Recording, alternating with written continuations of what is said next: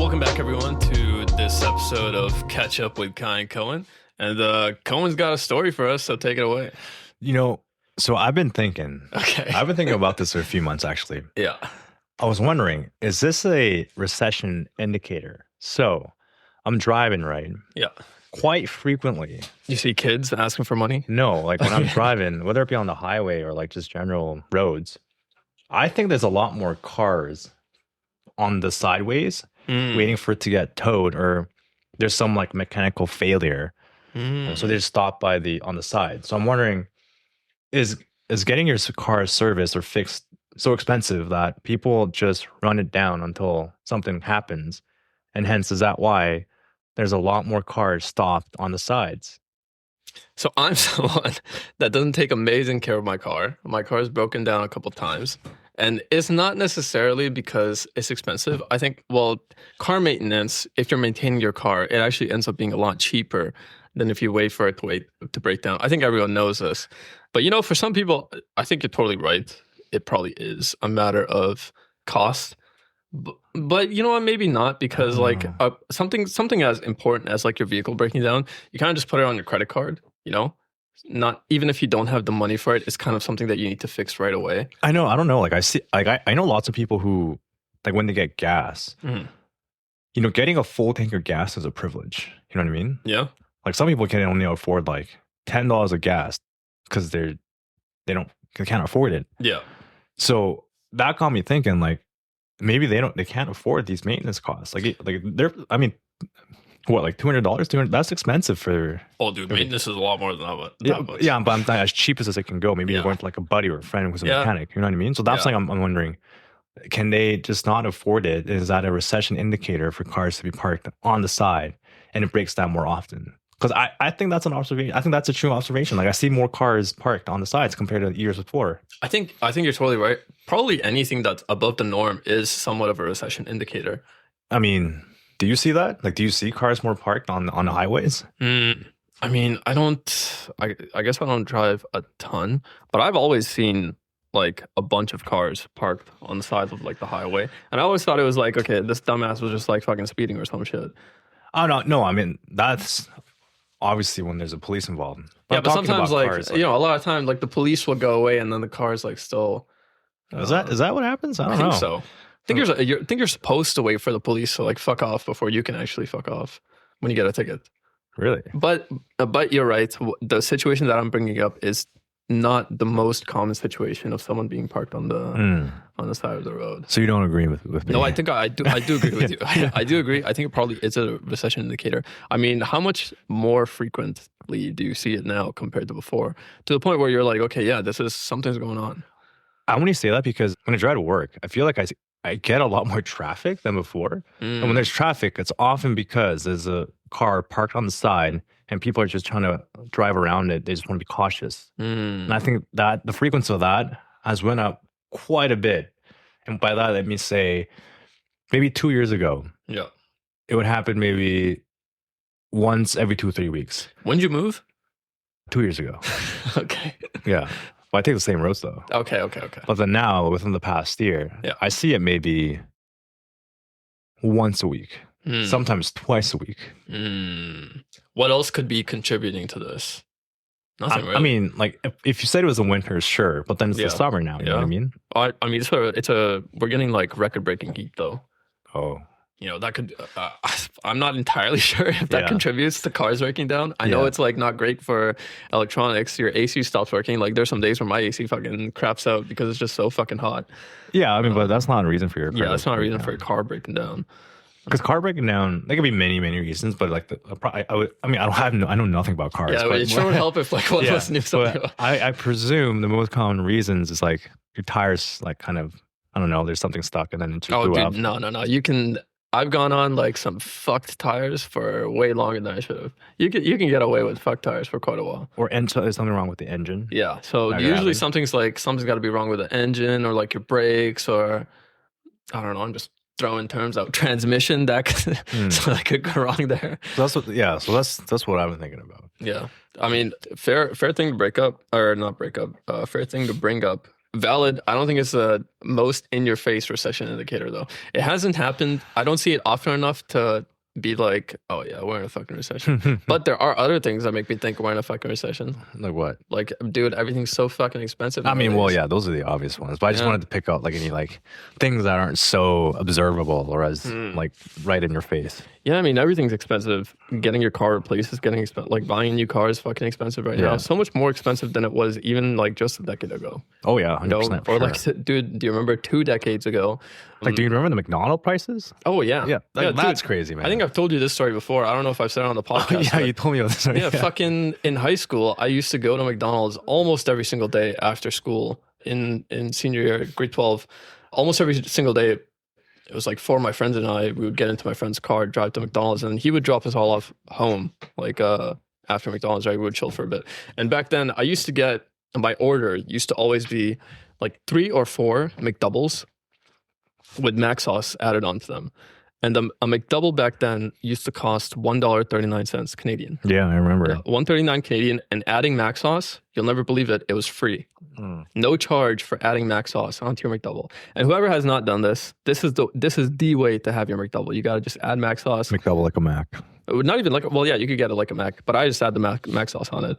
So you get it like without actually, I don't know exactly what the difference is, but I really like it, McDouble with mac sauce on it. Anyways, used to be $1.39 per McDouble with mac sauce, no extra charge. Now, dude, I don't even remember what it is. It's now, like $4 something, $4 something. Each for each McDouble. It's fucking insane. Yeah. It's like quadrupled in price, and they charge you like 90 cents now to add the mac sauce. Yeah. It's like fucking bullshit, man. And the junior chickens. Oh, dude, expensive. I don't even get anything at McDonald's anymore, except for drinks. Yeah, not only that, like, you know, like at KFC, they used to have like Toonie Tuesdays. You know what I mean? yes, dude. This is important to us. This is Canadian culture. You know, this is actual Canadian culture. Toonie Tuesdays used to be a massive thing when we were in high school. Before I moved to like before high school, I remember as an elementary kid too. really? Like my parents would always take me for Toonie Tuesdays. I only know of it as like a thing that started in high school. So that's when I started going to the mall like a lot. Yeah. And it was like in grade 10. And Taco Tuesdays too. They had it for Toonies. Where at? Taco something. Oh, Taco Time? Not maybe, but not Taco Bell though. Yeah, not Taco Bell. Probably Taco Time. But yeah, Toonie Tuesday, you used to be able to get, what was it, like fries, fucking 2 chicken legs. Yeah. For only $2. Dude, amazing deal. Fucking Crazy insane deal. For a Toonie nowadays, dude, you can't even get something at a dollar store for a Toonie. Man, you're so right. Yeah, actually. like everything's like $3-4 in the dollar store. Yeah. You know, I don't even think you can buy like a Kit Kat for $2. Oh, you probably can. Okay, you can't buy like a big Kit Kat. Yeah. Maybe you can buy anyways, yeah, it's horrible, man. Yeah, everything's incredibly expensive nowadays. Yeah. Anyways, we also saw the Odyssey recently. Oh yeah, we did. I mean, do you want to spoil it? Oh yeah, I don't care. Oh yeah, I mean, actually no. Dude, no. Let's not spoil the movie because we can talk about the plot of the Odyssey. Exactly. Because the thing is, this book's been out for millennia. This shit's. What did you think of the movie? I thought it was a pretty good movie. I've seen a lot of Christopher Nolan movies. This is probably in the top, one of the top ones for me. I don't know exactly. For me, top 3, and that's 3. Mm-hmm. What's your 1 and 2? First one's Interstellar. Okay. Yeah. Like second one's probably The Dark Knight Rises. Yeah. The thing about the Dark Knight movies is like I have trouble separating them from each other. You know, because it's so like Batman. Yeah. And I kind of see like the story as a whole, the 3 Batman movies, and like I don't want to do like Batman Begins second, The Dark Knight third, Dark Knight Rises fourth. You know, I don't want them to take 3 spots on my top 5 list or top 10 list or something. Yeah. So I just put them together. But if I'm being honest, I think my expectations are too high for the Odyssey. Yeah. Really? What were your expectations like? Did you want like but this is completely my fault. Yeah, my fault. So I'm not blaming like Christopher Nolan at all because my expectations were that because I love Greek mythology, right? Like I've always loved growing up. Yeah. My favorite series back then was like Percy Jackson and the Lightning Thief. Right? So I kind of thought it'd be like, I mean, dude, that's like the anime of Greek mythology. Yeah, like anime version of Greek mythology, like so exaggerated, like superpowers, like a shonen style thing, which. I mean, it wasn't like that. It's like basically Odyssey for what it is. You know what I mean? Like even the acting is kind of like a almost like a play. Yeah. So I think because I had that expectations, that I gave it a score a little low, but that's completely my fault. But other than that, it was amazing. It was really good. Did you want like Marvel Odyssey? Yeah, I knew that's what you would want. Yeah, exactly. That's so funny. I thought it was a pretty good movie, but with a story like the Odyssey, you need so much context because so much of the story is not explained in this movie. For example, Agamemnon is like such an important character, and you feel that because he looks so imposing in the Odyssey. But Agamemnon does not have like a very big role Not at all in this story. But it's like you want to know about Agamemnon. Who is this guy? Why is he the leader? How is Odysseus so important to the story? But Agamemnon is the guy that's leading the charge. He's the one getting the credit for the fall of Troy. So yeah, even though it was a 3 hour long or like 2.5 hour long movie, a lot of the interesting stuff for me at least was not present in the movie. Yeah. I mean, initially, once again, it's my expectations that I came into it wrong with, but like, I was asking myself certain things of what happened in the movie, but I don't think it's right for me to ask those questions in the first place because once again, this was written. I mean, we can ask each other because I've got some theories about this movie.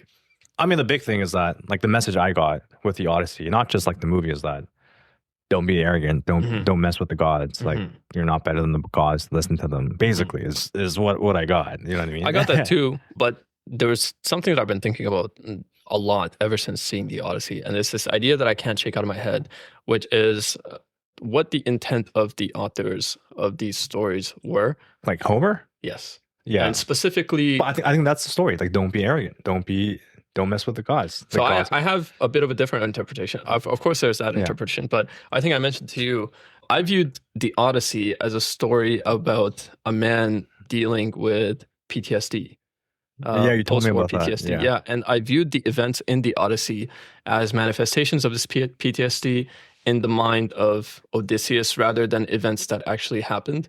For example, the scene where he goes to that one island where it's like his fallen comrades, I think that's like a very obvious depiction of like a man's PTSD coming back to haunt him. And other stuff like losing his soldiers to like getting eaten by the giant or whatever, or the Cyclops. I feel like stuff like that is like, it's more of a metaphor rather. Well, I mean, it's a fantasy story, so how can I even know? But I took it as the story as a whole as a metaphor of a man dealing with his PTSD. Interesting. Yeah. One thing I thought is that, like sure, don't mess with the gods, but also the original Homer's message of the story is also, I think, illustrating the amount of like Odysseus is hailed as a hero because he went through such hardships despite the challenges that he received by gods.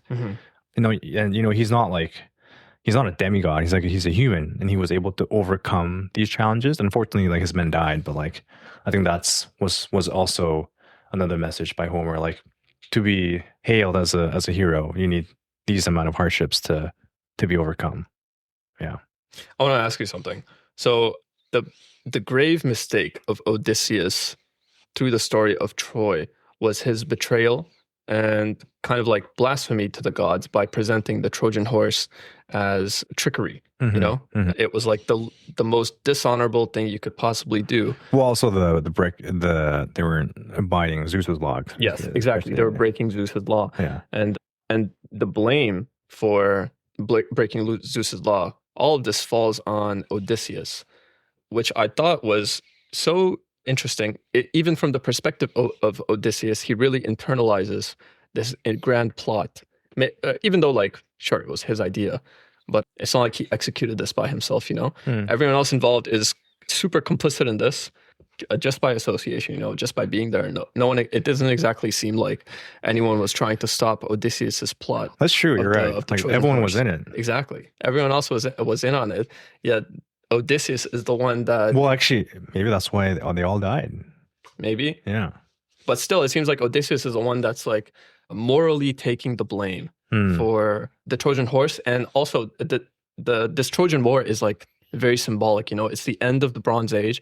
It's the end of Zeus's law, which basically means like there's no more honor left in this world. And there's no more honor left in this world because of Odysseus's actions, even though it wasn't just Odysseus's actions. It was all of the Greek army together. Isn't it just that one incident doesn't mean like the subsequently. Well, number one, even in Greek culture, or like just Greek mythology in itself, like just because he broke the laws of the god doesn't mean that everything else is ruined subsequently, though. No, that was the end of the Bronze Age, and because of the fall of Troy, because of this great deception by Greece, or the soldiers of Rome, like this is a fake story, you know? Like, yes, yeah, or it's a fake story, but it's representative of the time when the Bronze Age ended. Is it? You know, I'm pretty sure. Well, I have no idea. Yeah, once the Bronze Age ended and people stopped caring about Zeus's law, which is essentially like to be honorable, you know, because the gods are watching.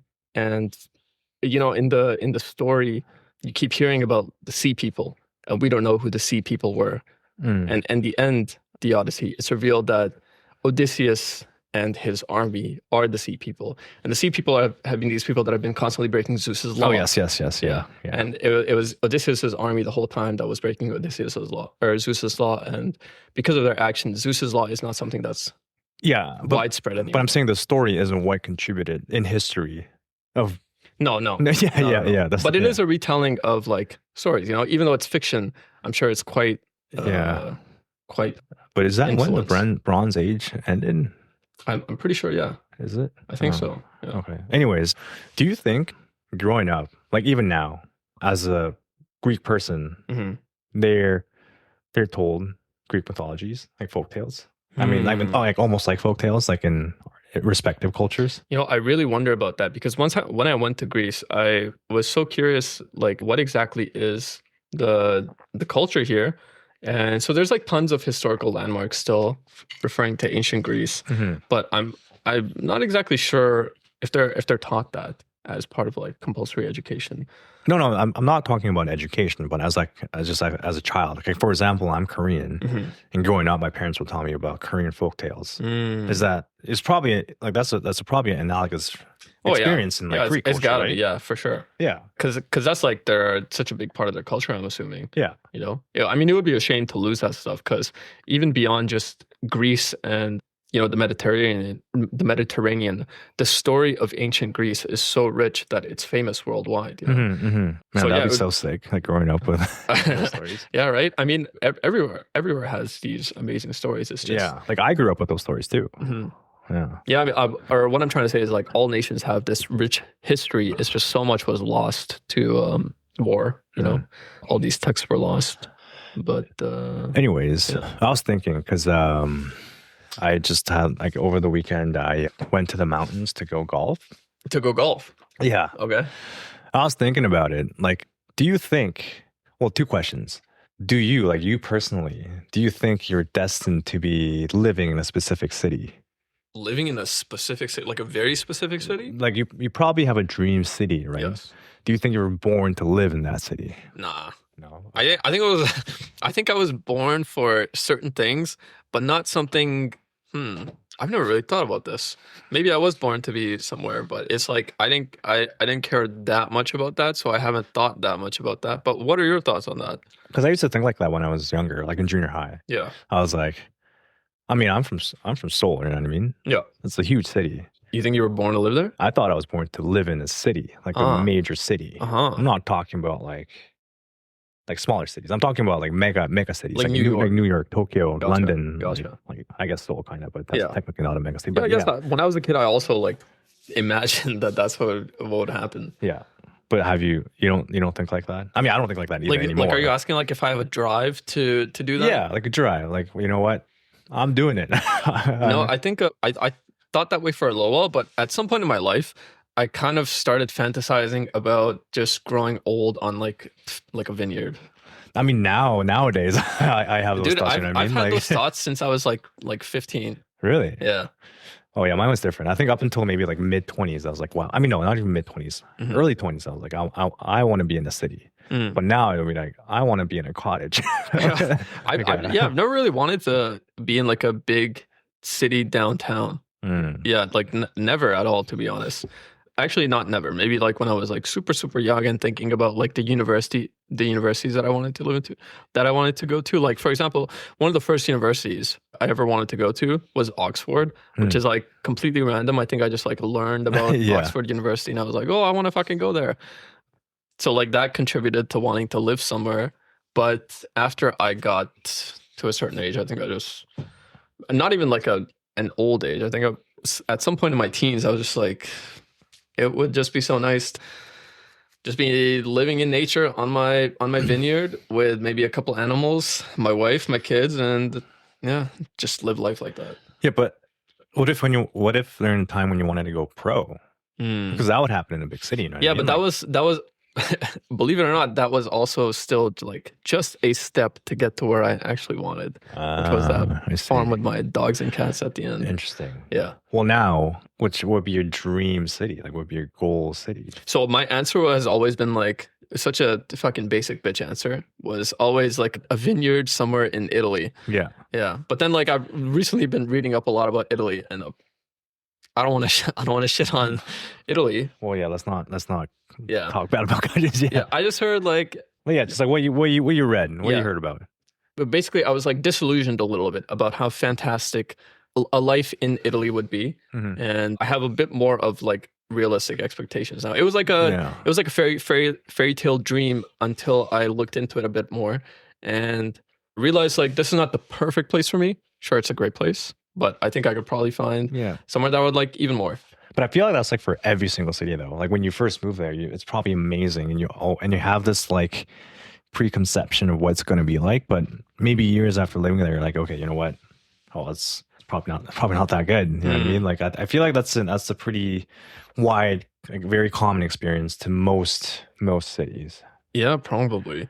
But for something like moving to like a vineyard, that's like pretty permanent. You know, that's like the last place I'm going to move to. Yeah. Like once I'm there, it would be very hard to move off of that to like somewhere else. Okay. Yeah. So like something like that, I want to really get it right, you know? Like that's my paradise, and it's got to be like my perfect paradise. And not just for me, it's got to be perfect for like the rest of my family too. Okay. Yeah. How important do you think traveling is? And before we talk about this, I want to preface like traveling is a huge privilege. Not many people get to do it, but like how important do you think it is? It impacts impacts any domain in your life. I think you don't get a whole lot out of traveling unless you do it, unless your vacations are actually kind of long. Like I think especially if you're going to another country, I personally think you should travel for culture. I think that should be the biggest drive behind wanting to travel, is to experience the culture of another country. Because I think living in a country as big as Canada, like we do, we can experience so many different ecosystems and environments just within our own country. Like if you want to see mountains, you can find mountains. If you want to go to the desert, you can go to the desert. If you want to go to the sea, you can go to the sea. All of this without leaving Canada.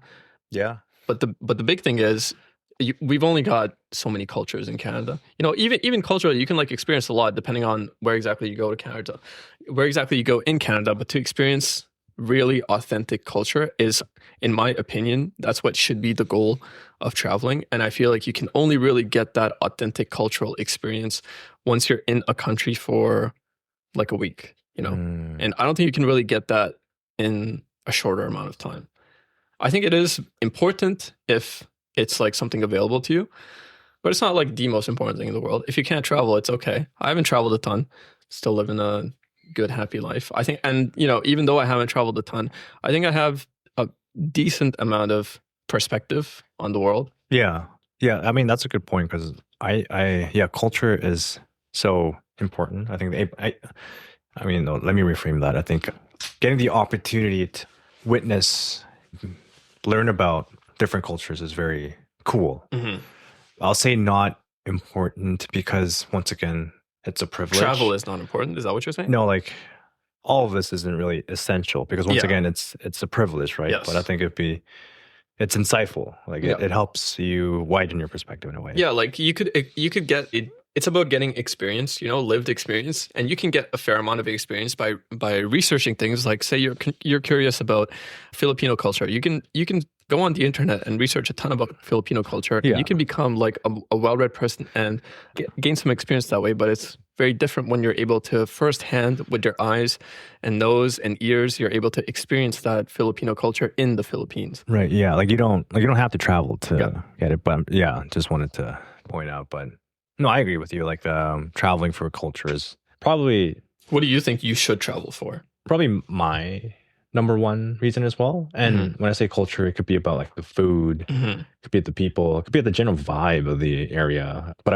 also the architecture and the history. So there's so many things you could talk about culture or learn about culture. But I think that's number one, and then number two, just to have fun and relax. I think one of the most important things when you're traveling is to try your best to not be a tourist. I think you should try to become a part of the country as much as you can while you are there. And by that, I mean you should make a big effort to communicate with the locals as well as you can. Make an effort, even if this is like a language you don't know. I think it really makes people feel good about themselves when you have tourists make an effort to speak their language, especially when it's a country that doesn't get a whole lot of visitors in the first place. Well, what about like going to common tourist attractions?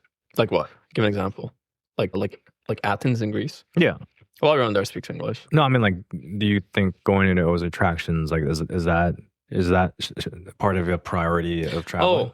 Well, I mean, it's nice. I think you should do it. For example, Greece was the most recent place I went to, so I'll just keep using that as an example. Like when I went to Greece, I went to Athens to see all of the historical landmarks within Athens, but I only spent one day there. The majority of my trip, like a week and a half trip, was outside of Athens. I only spent one day in Athens, and in that one day, I just got all of those historical landmarks out of the way, took all the pictures I wanted of them. I saw everything I wanted to see, and then the rest of the trip, I could just experience, like, for lack of a better word, like the finer things. Yeah, I mean, because that's what I do. Like when I travel, maybe in a day, I set one or two things.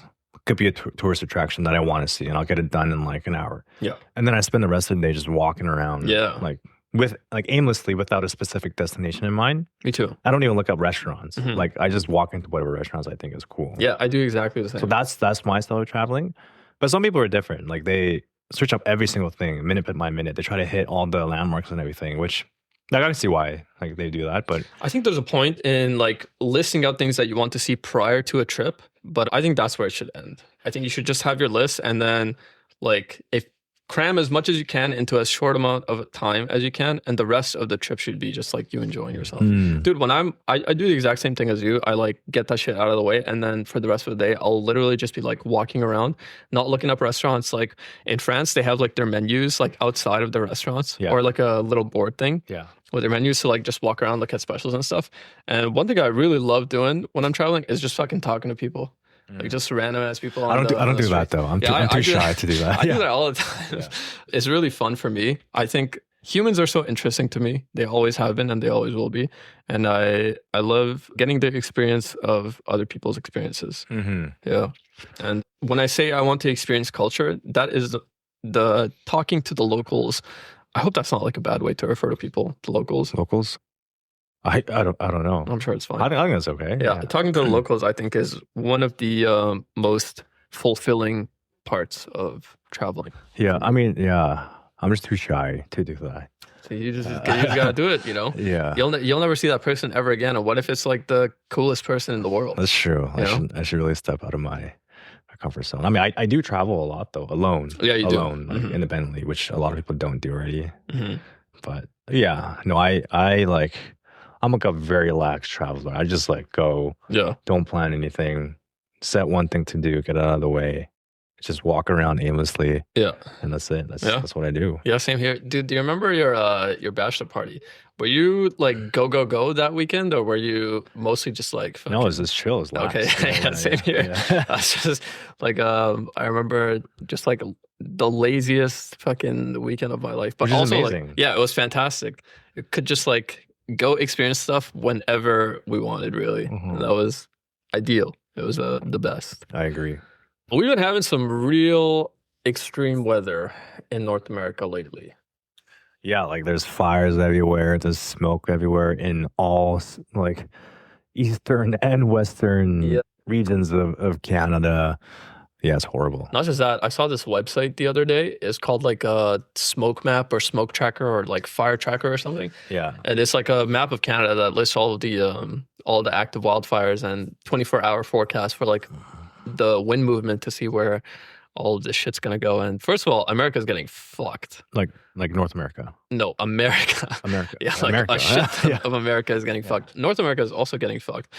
Luckily, our little corner of Canada has dodged a lot of the smoke for a lot of the summer, but not anymore. Now it's coming down here. Yeah. Now it's gonna a little bit. Like New York right now is horrible because of the fire. Yeah. I saw there's like massive fires in the territories going on right now, you know? Yeah. Yeah, which is like, what the fuck? Yeah. In the fucking territories. Apparently in the territories, that's super dry. Mm-hmm. That's why there's a lot of fire going on. I mean, even in like BC, like always in Kelowna, there the fires are really bad too. I'm not sure about this year, but it's always been really bad over the past few years. Where this like it's been really like alarming actually. Yeah, I mean, it was really bad for like where we lived a couple summers ago. So to be honest, it's been not too bad for me personally. I don't think it's been super bad for the city. Yeah. So far, which is like a nice change of pace. Usually we're the ones getting fucked the most. Yeah, and we can't even go outside right now. Yeah, exactly. That's so bad. Yeah, it's super fucking smoggy and shit. And sorry, this was randomly popped up in my head since we were talking about all this like crazy weather. But I randomly saw that. Did you know there's like polar bears super far south in Canada? I think there's polar bears in Winnipeg. In Winnipeg? Yeah. What? Yeah, I'm pretty sure. Damn, that's so scary. I saw they're like all over Ontario. Yeah. Polar bears, not like brown bears. Ontario? Yeah. Yeah. Huh. Scary stuff, man. Yeah, polar bears are scary, but they're getting like really extinct. I mean, not extinct, but like they're endangered. They're endangered, like because of global warming. They don't have the ice to take shelter for, which is horrible. Yeah, I mean, where do polar bears even sleep? Do they have like ice caves? On ice? On ice? Like I think no so. shelter, just like I mean, I don't know. I feel like they could just show like their blubber and their fur is so thick that fat as fuck. Yeah, but kind of scary. I mean, I can't say they're fat now. I mean, they're probably like suffering from trying to find. I don't know. I mean, they got plenty of fish. Bro, what? Oh yeah, I bring this up because we're going fishing soon, and then we're going camping soon as well. Sure hope we don't come across any bears. Oh, I mean, I got bear spray. You got bear spray? Yeah. Okay. I got like a bear whistle, but that's about it. Yeah. I mean, also like the most bears we see is never mind. You can see both black and brown. But brown, they can be pretty aggressive. They'll kill you. Brown bears are super aggressive. Black bears you're generally okay with because they're smaller, they're more timid, they eat fruit. But brown bears, I think, get really, really big in Canada too. Yeah. Like fucking gigantic. Do you think you're a beach person or a mountain person? Depends on the day. I mean, really depends on the day. Yeah, I can vibe with both. Like, I like going on hikes. I like going to the beach. I mean, the thing is, I don't go to the beach very often. You know, I definitely like the beach better, by far. Yeah, consistently, I would like the beach better. Yeah, like on average. Because I like to swim. I like to be in the water. You know what I mean? But it's like over a week, I would go like beach 5 days, mountains 2 days. Because what else would you do on a mountain? Like what do you do? You go hike, yeah, sure, but like, yeah, that's pretty much it. Like, just go see the mountain. You know, it would be sick. It would be sick to like live on a mountain. Yeah, that'd be sick. Yeah, because then you just got that view like every single day. You know. Yeah. I mean, it could be a reality. That's pretty easy. You think so? Yeah. I mean, would it though? I feel like if you're living on a mountain, you'd be so far from like a lot of amenities. You know, like bro, what if you need like a hospital? You live on a fucking mountain. That's true, actually. And there's like a winter storm or something. Your pregnant wife goes into labor. I mean, but I'm sure there are people who live on mountains. Oh yeah, totally. Yeah. I mean, I'd be down. You know, really? Would you be down? If I could like have solutions for things like nearby grocery store, perfectly working water, electricity, and plumbing and internet, safe roads, nearby hospital. If I have those things, then yeah, I'm fine. Well, that's impossible. You think so? On a mountain to have it so accessible, like all those things. Yeah. I mean, maybe there's like the best thing you could do is probably like a city by the mountain that's like 30 minutes away or something. Oh, I feel like it's not. Is that realistic? 30 minutes a mountain, 30 minutes away from the city? I mean, probably somewhere in the world. Yeah, it's got to be. Yeah, for sure. I guess I was just thinking about limited to Canada, but there's probably. I mean, Canada's so big. There's got to be some place in Canada as well where there's like a town of like 3,000 people, but then there's like no hospital there. No, I mean, there's like health centers there. Like, I mean, yeah, there's hospitals. Yeah, but I'm but like I'm thinking about like you need a hospital for emergencies, you know? Yeah, Yeah. So if you have like an emergency, are those hospitals going to be able to deal with those emergencies? of course. Mm. Yeah, I Okay. mean, even if they don't, you fly like a plane or a helicopter. Yeah, but what if you don't make that flight? You know? I mean, it is what it is. Well, no, it's not. It's what it is. No, I'm kidding. I'm kidding. That's why for like finding like a place to live, that's like something that I gotta have. But I think that's a risk that your people are willing to take because Really? yeah, because you're probably thinking about the worst case scenarios, Yeah, like yeah. emergencies. Yeah. Mm-hmm. If you think like that, then like what do you drive? You know what I mean? There's Well, no, I'm thinking of the worst case scenario, like literally as if I have like a pregnant wife and she's like gonna go into labor sometime soon, and we don't know exactly when. But I feel like if you have a pregnant wife, you'd be establishing so many precautions so that you don't come to a situation where you're stranded. Like for example, maybe you're due around a month. Maybe you're probably not living in actually no, I can't say that. Maybe the plan is not to live in the mountain for that month. Maybe to live with like your parents or like your family members near the city. Yeah. Yeah, you know what I mean? Yeah, but then okay, what if it's like an unplanned emergency? Or it could be also like there's like housewives like help deliver. Yeah. Oh, like midwives? No, not housewives. Yeah, midwives. Midwives, Yeah. I don't know, man. What if like your fucking leg gets chopped off? You know, an emergency that needs to be dealt with right away, but then you don't have a fucking. Then yeah. There's a higher risk of. Yeah, like I want to be able to cover those bases, you know. Yeah. But like maybe that's like maybe in the future, like with like advancement of technology, more like transportation accessibility. Like we have doctors making house calls on drones. I saw this video of this farmer like a month ago or something who goes to his fields from his house using a drone. He like straps a harness on himself and hooks it up to this like irrigation drone, which apparently is like for like watering a bunch of irrigation drone. And then he rides that drone. The drone carries him like fucking like 5 kilometers in the air to his like farm. No way. Like 5 kilometers. Yes. His drone picks him up. Yes. And flies him there. Yes. There's no way that's true. I'll send you the video after. It's like a heavy duty like farming drone. It's not like a recreation. There's drone. no way that's not in the cities. That's like basically you're flying. Yeah. Yeah, he's flying. There's no way flying is present right now in modern society. I don't think individual it's flying. No, the thing is, I don't think it's in I don't think it's in the Western world. Yeah, I think it's like somewhere in Asia. But I swear it's legit. Like it's a backpack. You wear it. It fucking flies you to. Yeah, so it was a drone with like a harness on it. Yeah. Like a I don't know, like fucking like a safety harness, and like a climbing harness, and he just strapped himself in, and it was like it seemed it didn't. He wasn't like controlling the drone. It seemed like it was like on like a pre-programmed path, because once it got to the field, it just stopped and like started lowering him. Dude, I don't know. I'm being dead ass. I'll show you this after. Because I feel like that's so true. It's so revolutionary that people would be like buying those in America. Like North America. Probably so expensive and also like so dangerous. Yeah, it's probably horrible. Like, you need like traffic laws for that to be implemented. Yeah. So that clip is definitely not in like. Are you sure it's not AI? Maybe it could have been AI, but it didn't look like AI to me. Oh, okay. I'll send you the clip and then you can tell me if it's AI. But I feel like I'm pretty good at telling if something's like fucking really AI or not. Yeah, and I didn't think that was AI. It looked sick though, dude. I would love to do that if it was like safe. Like that's like the future that I hope we're headed towards. I mean, yeah, as long as it's safe. Yeah, as long as it's safe. Yeah. No. Dude, flying is like that's like the final frontier for me. I want to be able to. Me too. Like before I grow old and die. Like individual flying. Yes, exactly. Like personal flight. Yeah. Not in like a cockpit, not in like a helicopter or like a plane.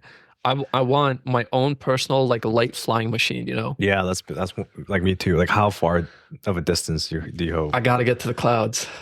Oh, okay. I don't know if actually. Yeah, that could be possible. Like I want to go as high as birds go, man. Yeah, like for example, like 40 years ago. Like actually, no. Can that be possible within our lifetime? Yes, 100%. Yes, without a doubt. Yes. You think, yeah, really? Yeah, I mean, maybe we'll be like 60, but no, not even then, dude. We have drones right now. You think you can figure out? Dude, we're like 10 years away from this shit. 10 years? Yeah, I'm not even joking. How is our body gonna sustain the harshness of the like beyond the atmosphere? Oh, I mean, okay, not that high. Oh, okay. I mean, like the like they're talking about airplane level. No, I'm talking about like the farmer getting carried by drone level. Yeah. I think we're like, because he was like maybe like he was probably like 30, 40 feet in the air. Oh, okay. I thought you meant like airplane level. No. He was about 30, 40 feet in the air. Okay. So he was like just above the tree line, getting carried by his That's more drone. reasonable. Yeah, I mean, those aren't the clouds. Come on. Oh no, he wasn't in the clouds. Yeah. I want to be in the clouds. Yeah, but do you think that's possible? Because clouds is like Going into the clouds? airplane level. Okay, I think that's like 30 years away. Really? I think so. Dude, technology is advancing so fast. Think about like 5 years ago, what did drones look like? Like consumer drones. They were like fucking tiny. You know, they were super, super small, super expensive. They couldn't carry anything. And now we have these gigantic drones that can carry like fucking rockets, man. You know? And that's today. Well, I'm not even worried about the technology. I'm worried about the policies kind of that are required to be implemented to safely transport humans from like in the sky. You know Yeah, what I because mean? we got like power lines and stuff. Yeah, and like there's lightnings and shit like that. Yeah. Like there's birds and Yeah. there's like some like cross transnational laws that needs to be respected. So I feel like that's pretty hard. When would you risk it? Risk what? Like when would you feel safe enough to be carried solo by a drone? As long as like a lot of the people are doing it, like in society, yeah. Yeah. But I think like flying personal vehicle, yeah. I mean, flying cars, it's not even available yet. Yeah. So that's. Oh, I mean, we're never gonna get flying cars. Oh no, why? No, that's because it's just like so inefficient. Is it? Yeah, like 4 people having their own like personal drone, because drones are, you know, so much less expensive, so much more lightweight. Yeah, I just see it being so much more like cost effective for everyone to have like their own electric powered drone rather than a fucking car. Interesting, because apparently Tesla's gonna, when they announced their new Model S, it might be a flying car. That's just bullshit, man. Tesla is just like a fucking full-on sensationalist company. They're not gonna. I don't know, man. I don't know. No. That shit isn't. So you don't think flying cars will be a thing? I mean, just like think about the practicality of it. Does it make sense? Yeah. Really? Makes sense to you?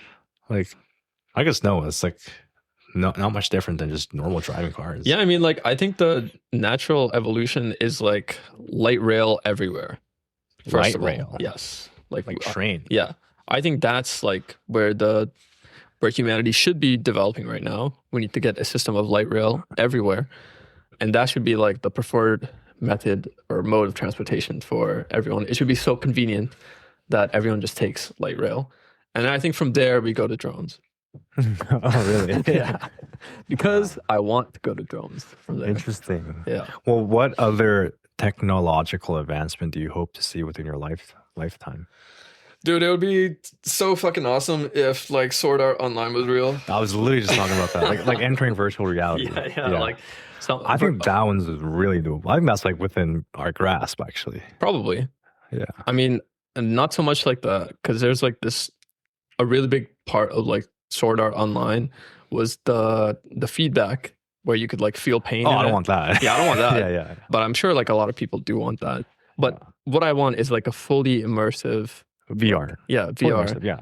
That has like, you know, possibilities for a bunch of stuff. Like almost like a second life just in VR. Where you can like have like a fucking farm and have like animals and you can fly and like fucking combat and like do magic. Like that would be fucking awesome, you know. I can anticipate like so many like bad things that could happen from it though. Like what? Like crime, like addiction. Like what kind of crime? Like if you have a literal second life you can live. I don't know. There's like crime, like there's probably like exploitation crime. There's some like drug, not only just like within the drug dealing world that could translate to the actual world. Hacking would be a big thing. Yeah, like digital hacking, identity, something, blah blah blah. So it'll be a huge thing. But still, like if that would be like the one project that I would love to see in my lifetime. Me too. Yeah, it'll be cool because I'm not sure if did you watch all of Sao? No, I watched like I watched the original Sao, and then I watched the gun one, and then I watched 3 seasons. Have you watched Mother's Rosario? No. Okay, because in Sao it's like a side story about this girl who has this terminal disease, but she's like I think got number 1 and number 2 ranked player in Sao.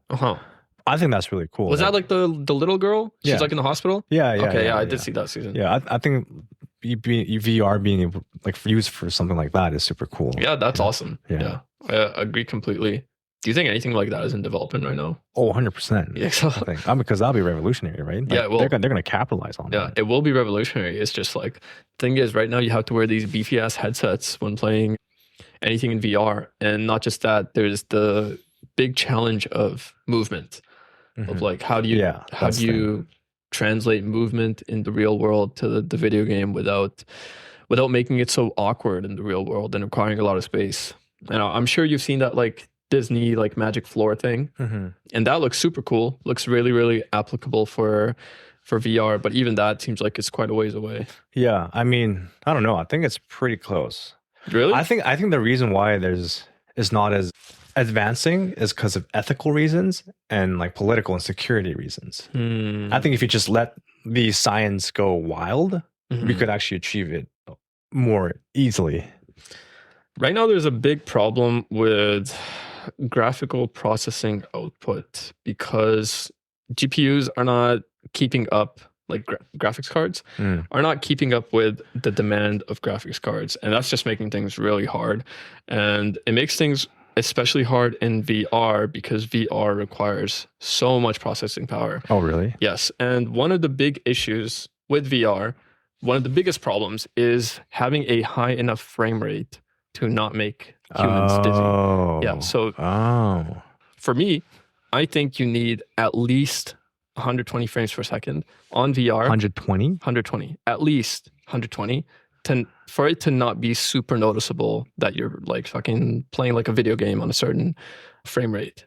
And I think anything below that is it like you really, really notice it, at least for me. And getting to that breakpoint of 120, like it's an arbitrary breakpoint. It's just something that I'm comfortable with when playing VR, or it's like the minimum that I'm comfortable with when playing VR. Getting to that breakpoint in VR it requires a lot of processing power, especially if we want what we want, which is like a realistic enough looking game, you know? Something that looks good enough. It doesn't have to like look like the real world. It can look like anime, that's fine. But we still want it to like look nice, be like captivating, you know? That requires a lot of processing power, and right now we're not there yet, but I mean, maybe we'll be there in like 10, 15 years. Really? Yeah, maybe. Damn, that'll be exciting. Yeah, super exciting. Damn. I think that's something that like, ever since people saw Sword Art Online, they were like, dude, I can't wait for this. Yeah. Yeah. 100%. Like, it's so hard not to be, you know, that it looks so fucking cool. What else? What else do you look forward to? Like technologically? Just anything. Yeah, I guess mainly technologically. I think the thing or like human advancement wise. Like space travel. Okay. A wild idea. I would love, if I could have like a dream job, I would be a fucking Gundam pilot. Yeah. Yeah. That would, I don't know. That'd be pretty scary. Yeah, it would be scary, but it looks, I don't know, it seems cool. Yeah. I mean, if we live in a fantasy world. No, but we're not talking about a fantasy world. Like, yeah, but you know, I could see it be, well, no, it would like never happen. Yeah. Like a Gundam is like so not practical, you know? But yeah, space travel would be super, super cool. That would if be we were like an actual cool. intergalactic civilization. I mean, they're planning right now. Yeah, but like that's something we are not going to be alive for. Oh, you don't think so? Like, no, like being like, oh, you know what? Let's take a weekend trip to Mars. No, I mean that trip is gonna take what? Like it takes like fucking 2 years to get to Mars. Yeah, so you don't think that'd be doable in that? I don't think so. Oh, yeah, and even if it is, like we'll be so old that we're like, dude, it's not worth it. You know, Yeah. Like fuck. What if we spend the 2 years to get there, and we're like, damn, Mars kind of beat. You know, and we gotta come back and it's another 2 years. Yeah, that'd be crazy. Yeah, and we'll be like 70 years old by then, so it's gonna be hard. Yeah, I agree. How about you? You got any wild takes for the future, or like what you want to happen? Mine's VR, but Yeah. number one, like real VR, not it. But I'm thinking a lot about health advancements. Yeah. You know, recently I read that it's been discovered that the final potential for human cells is about 196 years, except for the liver. Apparently, the liver can keep repairing itself endlessly. Mm-hmm. Yeah. So apparently, the human limit in terms of age is around 190. Do you even want to live that long? Yes, if I can be healthy, yes, of course. Yeah, if I want to be healthy, but but then actually no, not even that. I'd be only willing to live that long if I age slowly. Mhm. Like for example, if say your lifespan is 196, Mhm. if I'm 100, Mhm. I want to be like 40 something year old equivalent. You know what I mean? Like, Yeah. I don't want to be like a 90-year-old and I get older and older biologically until I die at 196. Yeah. So here's the one major problem that I'm aware of, and it's the aging of cells itself. Correct me if I'm wrong, but one major problem with aging adults is brain tissue replacing itself. And through this replacement process, a lot of this is what contributes to these degenerative diseases that you find in old age, such as Alzheimer's and dementia and stuff like that. Mhm. A lot of this is contributed to by the cell replacement process of the brain. So how exactly do we stop that? Because this happens at around the age 70, and this is when people having these like Alzheimer's, memory issues, dementia, stuff like that. So at that age, like the humans are gonna face this problem no matter what, until we figure out a way to properly replace these and repair these cells. Because, quality of life isn't going to be amazing if you develop Alzheimer's at 75 and then you're living until 150, spending 75 years with Alzheimer's. Well, that's what I'm saying. Like, I'm hoping, like, if I'd be only to live that long, if I, like, correspondingly age to that life span of what it is right now. Yeah. You know what I mean? So then maybe, like, if I'm 70 years of current human life, if I'm able to experience those kind of, like, those frailties and like illnesses at like what age, 140 or whatever, then I'll be okay with it. Yeah. Like 150. Like you want to be able to like fall down at 100 and not break your hip. Yeah. Like if I'm living to 190, I better be able to still play sports by 100. Oh, no, yeah, that's what I'm saying. Like 100 would be an equivalent to like 50 years old. Yeah. Or like less even. Yeah. Yeah. If like our growth is supposed to be like not necessarily exponential, but like linear. Yeah. Yeah. Do you think we'll ever get to this point? Oh, I don't know. Maybe. I mean, Japan, like the oldest person was like 120 or something. Like even maybe later. I think the oldest person was an Indian lady. Or man. Yeah. That was like almost 130. Yeah. Or like maybe even past 130, like 134. Honestly, maybe because like our life expectancy has been going up. Like historically. Yeah. From like constantly. Yeah. And it would be even higher if we took out infant mortality, wouldn't it?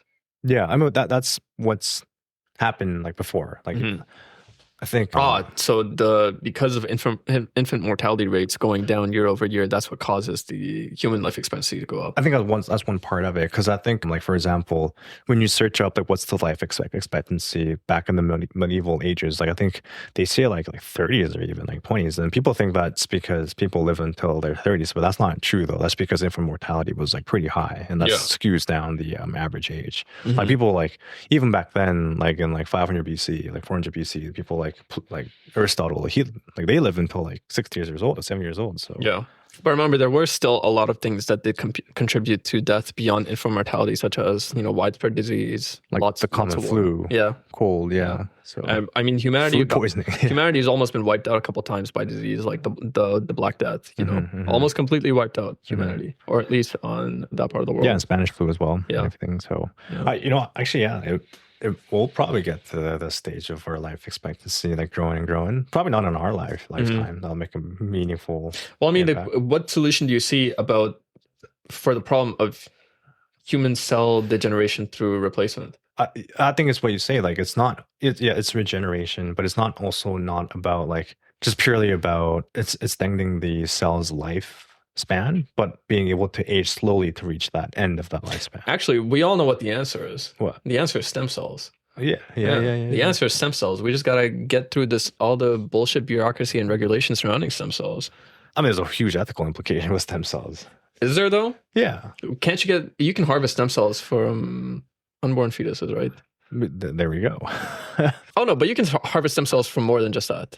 It's also from the placenta.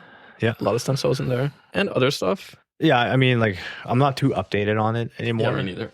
But I know, I think there are pretty big ethical implications. But I think even before that, the answer is... I think it's not so much ethical implications. I think there needs to be a conversation about ethics in general. That is... yeah. Yes.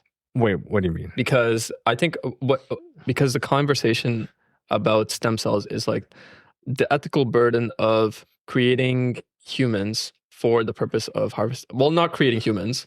That's not what it is. It's not like those are like living, breathing human beings, but essentially like harvesting humans or unborn fetuses for stem cells.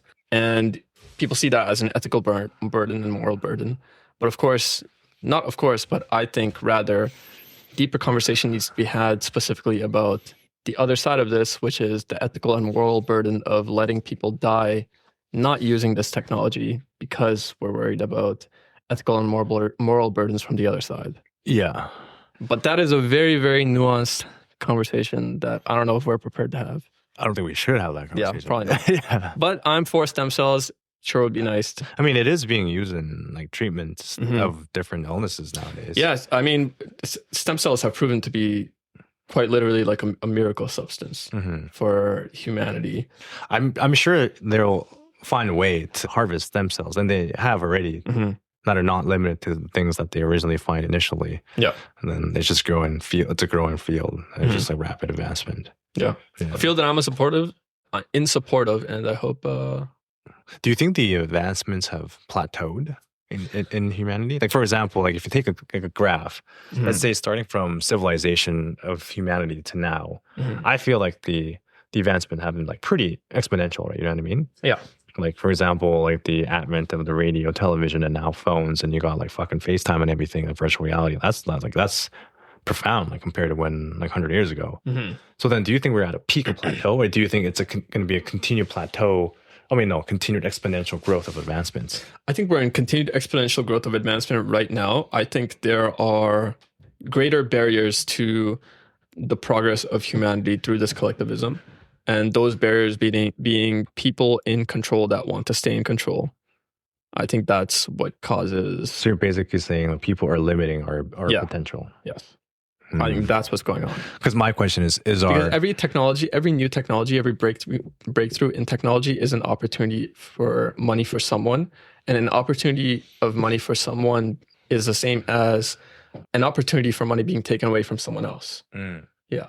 So then do you think the human capability or potential is limitless? Like if you took away these like barriers, shackles. Yeah, why not? Like for example, like quite literally, maybe not like time travel, like traveling at the speed of light. Do you think that will ever be conceivable in human? Yeah, fuck it, why not? You know, I think so too. Yeah, I mean, like there must be some way to overcome such like physical, like the laws of physics that we have right now. Maybe someone hasn't like devised the theory of how that could be overcome. Yeah, I'm in total agreement. There's got to be like some fucking way to not think that there's some way is. I think it's a loser mentality, you know? Like, of course, we've got to be able to figure this shit out. I mean, dude, people literally thought flight was impossible, and look at us now. We're talking about personal flight now. You know, we can already fly. Humans can already fly. Yeah. And this was thought of as something impossible. Dude, we used to think the universe revolved around the world, the planet, Earth, you know? And anything else was inconceivable. But now we know that the cosmos are so massive. So yeah, I think totally. The sky is the limit. I don't know exactly how far we can get. Like something as grand as like time travel seems like unbelievable, you know, but who the fuck am I to say that it's not possible? I mean, it's possible right now, as in our favorite anime Orb says. True. The means of reading is in itself is a form of time travel. So yeah, totally agree. Well, that's it for today. Really? Wow. That went by actually fast. I had so many fucking topics that I wanted to bring up, but I guess we'll save for next time. Okay, let me see if there's anything. Okay, you know what? Let's talk about the World Cup real quick. Yeah. Real quick, because we had the finals. Did you watch the finals? Yeah. Did you watch the third place match? No. Okay, so real quick, the third place match was against England and France, and it was possibly like the match of the tournament, man. Yeah. It was very, very entertaining. Since it was a third place match, it didn't seem like England or France were really too hyped about it, but it ended up being a fantastic match, super, super fun. And by the end of the match, it also looked like the players had a lot of fun. Yeah. When going into the third place match, it actually looked like the entire squad, both of the squads looked quite down because they were playing in this third place match after already having been eliminated from the tournament. So yeah, it was a banger of a match. Super, super fun. England got their highest finish in like 60 years. Oh, really? Yeah, because the last time England won the World Cup was like in the 60s. And then England has made top 4 in like twice in the past like 30 years, but top 4 is in 4th. So losing the third place match, and now finally England wins the third place match, so they made it to third over France. So great for them. But the big topic all around the world has been the World Cup final. Yeah. So you watched it, hey? Well, I watched bits of it. It was very boring. Oh yeah? Yeah. Did you see everything that happened afterward? No. A lot. Okay, so you're not up to date with drama. So Spain wins the World Cup against Argentina, and first of all, this game looked like it was going to be another classic rigging for Argentina. Yeah. For the first little bit, actually for quite a while in this game, it looked like it was going to be another rigging for Argentina. It looked like the ref was not doing anything. Meanwhile, Argentina's players are like fist fighting with the Spanish players. Damn. Like so many fucking cards that should have been dished out that weren't. But luckily, Spain scores with one of the most beautiful goals I've ever seen in my life. Yeah. It was so fucking crazy. The pass from Yamal to someone else who crosses it in, and Williams, who's about to get the header, gets pushed by the Argentinian defender hard. He gets shoved super hard, which should have been a foul, should have been a penalty, obviously, out of the course of the ball. But this guy is such a fucking beauty. He's such a beast. He gets pushed out of the course of the ball and he heads it backwards to pass it to his teammate, Damn. who then drills it into the net. And it was just so fucking insane. Damn. One of the prettiest goals, one of the prettiest sequences I've ever seen. And it was awesome. But then the main story, the match ends, Spain wins. This goal was scored in like quite late into the match as well. And like for a while, I was like so scared that Argentina was gonna tie it up, and I'm so glad it didn't. But anyways, match ends, and the fucking Argentina players start fighting with the Spain players. Why? The That's sore just- losers? That's just who they are, man. Like it pains me to say this because I hate generalizing, but historically in soccer, it's just they've always had really bad sportsmanship. Really? Yeah. Oh. Consistently bad sports. I mean, going all the way back to, I'm sure you've heard of Diego Maradona, Yeah. one of the most famous footballers of all time, and before Messi, the most famous Argentinian soccer player of all time. The hand of yeah, God. Yeah. He scored with a handball. Poor role model for Argentinian soccer in first place. But regardless of being a poor role model, he's been a hero for Argentina, and kind of shows in the attitudes of the Argentinian national squad over the years, the poor sportsmanship that they've displayed constantly in the World Cup. And it was here once again. The match ends, and I forget exactly who it was, but there's like a bunch of Spanish players running over to celebrate with their team, and an Argentinian player punches one of the guys in their chest while he's like running over to his team. So Spanish guy is like, what the fuck was that? So he's like about to come back, but then he doesn't. He's like, okay, you can get fucked. And then he goes away. And then a bunch of other Spanish players are like moving over to talk with their team. And then these Argentinian guys, they start like legit brawling with them. Like one guy like starts choking, grabs a guy from the neck, like pushes him. The Argentina coaches get involved and they like start pushing players. This one poor guy on the Spanish team is like getting ganged up by two Argentinian players. They're like both holding him, throwing him down to the field, like hitting him and stuff. It was fucking insane. So yeah, and it sucks because this paints such a bad picture on a country that's so proud of their performance in soccer. And it just sucks because clearly this is not like a representation of all the people. This is not a fair representation of all the people of Argentina. Well, it shouldn't be at all. Like any be. people, yeah. Yeah. It should be just the players if you think that they're just doing it. But. Right. But this was the biggest World Cup in a long time since it was more teams involved. It was in America, more eyes on it. And because there were so many eyes on it, this is what people are going to remember. The actions of the Argentinian team right after the match. And it's going to suck for Argentina for quite a while because of this. Why? Because of the actions of the player. Because inevitably, people are going to dog on Argentina because of this. For a long time. Like, this is going to be a topic for the next World Cup. This is going to be a topic for the World Cup after. This is something that people are going to be bringing up whenever the Argentinian national team is brought up. And really? Yeah. I mean, but you're making claims that Argentina historically has poor sportsmanship, but I've never heard about it. Like, I mean, how into you are soccer? Well, how's it been translated through successive FIFA World Cups? Like these past two? No, just in general. Because if you say that they historically they have like a bad rep regarding sportsmanship, then I presume that this is like a long-standing legacy. It is a long-standing legacy, and this was circumvented specifically by Messi being who he is. Messi being the GOAT makes people ignore a lot of that other stuff. Interesting. Yeah.